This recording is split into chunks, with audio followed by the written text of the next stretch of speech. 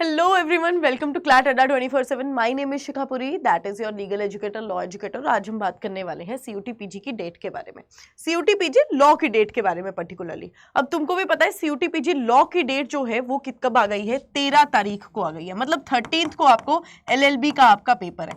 लेकिन यहाँ पर ज्यादा डिसअपॉइंटमेंट हमें क्यों हुई कि सर हमारे MHCET का जो पेपर है, जो हमारे MHCET का पेपर है वो कब है, उसकी भी डेट 12-13 को दे दी गई है. तो how we are gonna manage भैया, 13 तारीख को लॉ का आ गया तो कैसे होगा. तो MHCET का पेपर होगा कि LLB, हम CUT का पेपर देंगे. क्या टाइम शिफ्ट रहेगी, क्या रहेगा, कुछ भी पता नहीं चल रहा है. MHCET का एडमिट कार्ड का अभी सिनेरियो समझ में नहीं आ रहा है. हम करें तो करें क्या. इतना बड़ा कंफ्यूज, इतनी ज्यादा डिसअपॉइंटमेंट. मतलब आई वाज आल्सो शॉक्ड कि यार 13 तारीख आ गई है, अब बच्चों का ये क्लैश ना हो जाए. और अभी तो बच्चे ये है कि तुम प्रे करो कि क्लैश ना हो. और आई थिंक अथॉरिटीज इतना तो समझ ही सकती हैं कि क्लैश ना हो, तुम्हारी टाइमिंग्स वगैरह क्लैश ना हो, ये नहीं होगा. ठीक है, जो बच्चे MHCET की साथ साथ में तैयारी कर रहे हैं, थोड़ा फोकस्ड रहना. ठीक है, किसी चीज को मान लो सेम टाइम पे आ गया और टाइम का शफल हो गया, मतलब तुम्हें टाइम मिल रहा है लॉ का एग्जाम के लिए और CUT का एग्जाम के लिए, तब भी मैं कहूंगी थोड़ा ठीक भी है.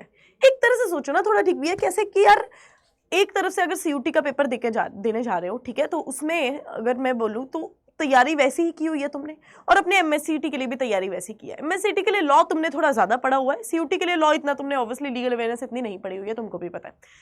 तो अब हम क्या करें.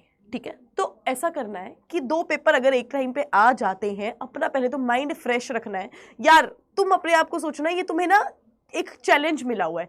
कल को बाई चांस अगर तुम IAS IPS का पेपर देने जाते हो तो उस दिन क्या होता है, सेम दिन पे 2 एग्जाम्स तुम्हारे होते हैं. जुडिशरी का पेपर देने जाते हो तो उस दिन भी ऐसा हो जाता है कई बार, सेम दिन में सुबह तुम किसी और का एग्जाम दे रहे हो और उसके बाद में तुम किसी और का एग्जाम दे रहे हो. कई पेपर ऐसे होते हैं जिसमें पार्ट A पार्ट B होता है और वो सेम दिन पे ही होते हैं. ठीक है, तो ये तुम्हारी स्टार्ट हो गया है, मतलब तुमको बता दिया गया है कि जो तुम आगे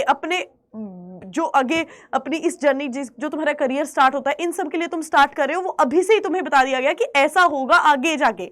उसके लिए तुम्हें प्रिपरेशन करवा दी जा रही है ये. ठीक है, तो अगर ऐसा होता है, अपने बिल्कुल शांत मन से सोचना. अच्छी बात क्या है कि दोनों ही जो पेपर हैं उनका सिलेबस सेम ही है. ज्यादातर I would say 80% syllabus same है. लीगल अवेयरनेस के सेक्शन में थोड़ा सा दिक्कत है, बाकी तो यू नो गाइस, बाकी तो अपना सेम ही है. तो जो वहां पर पढ़ा है वहां पे यहाँ पे भी वही पढ़ा है. इंग्लिश में जो वहां करोगे यहाँ पे भी इंग्लिश वैसी आएगी. क्वेश्चंस भी आपके MCQ टाइप आते हैं. तो दिक्कत कहाँ आ रही है. ठीक है, शुरू में मुझे भी लगा कि यार ये दिक्कत हो जाएगी. ठीक है, बच्चों को बहुत ज्यादा डिसअपॉइंटमेंट होगी कि ये क्या कर दिया है. ठीक है, एक बच्चे का तो मुझे ये मैसेज आया कि मैम गालियां देने का मन कर रहा है कि ये क्या कर रहे हैं हमारे साथ. होता है बच्चे, होता है, बहुत गुस्सा होगा इस टाइम, लेकिन थोड़ा गुस्सा शांत करके बस इतना सोचोगे क्या ये हमारे साथ सही हुआ है.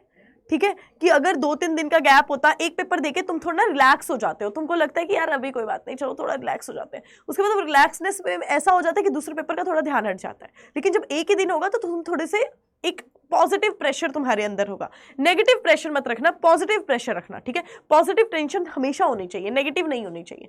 तो वो रखना अपने अंदर और अच्छे से पेपर देना. बस I just want to talk about this, क्योंकि मेरे को बहुत ज्यादा बच्चे को मैसेज आ रहे थे मैम ये क्या हो गया. तो मैंने सोचा कि तुम सबके लिए ये चीज बना देती हूँ कि बेटा प्लीज घबराने की जरूरत नहीं है. ठीक है, अगर ऐसा हो जाता है सेम टाइम तो नहीं होगा, ये तो बिल्कुल भी नहीं होगा, लेकिन सेम दिन और सेम टाइम पे सिचुएशन, अलग टाइम पे सिचुएशन आ जाती है तो तुमको भी पता है कि कैसे करना है. सुबह का पेपर दिया उसमें भी सेम सिलेबस और बाद का पेपर दिया उसमें भी सेम सिलेबस. तुम्हारे लिए तो चांदी हो गई, एक ही दिन पेपर देकर आ गए और अपना रिलैक्स हुए. होंगे ना तुम रिलैक्स. ठीक है, तो ये बहुत ज्यादा बेटर हो गया तुम्हारे लिए. नहीं तो एक दिन पेपर देते, रिलैक्स हो जाते और 2 दिन बाद कोई और पेपर होता, सेम ही पेपर होता, तो तुम वो रिलैक्सनेस के चक्कर में रह जाते. तो बच्चा प्लीज अपना ध्यान रखो, मत टेंशन लो ज्यादा. अब रिवीजन जितनी रिवीजन हो सकती है हो लो, और एक दिन रहने देना कुछ करने को. एक दिन कुछ भी नहीं करना. ठीक है, आराम से करना. तुम्हारी मैराथन हो जाएगी कंडक्ट, जिसमें तुम्हारा सारा का सारा मैं लॉ भी करवा दूंगी, उसकी भी तुमको टेंशन लेने की जरूरत नहीं है.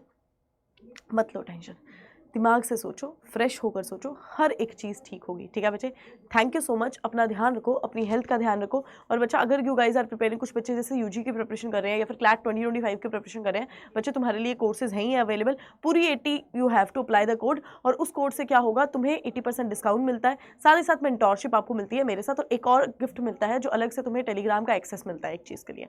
ठीक है, that is for today guys. Please अपना ध्यान रखो. ये डिसअपॉइंटमेंट है लेकिन अब इसको खत्म करो, अब एग्जाम के बारे में सोचो. सोचो, अब इतनी टेंशन लेने की जरूरत नहीं है, गुस्सा मत लाने दो अपने अंदर, ठीक है। थैंक यू सो मच बच्चे, अपना ध्यान रखो, अपनी हेल्थ का ध्यान रखो।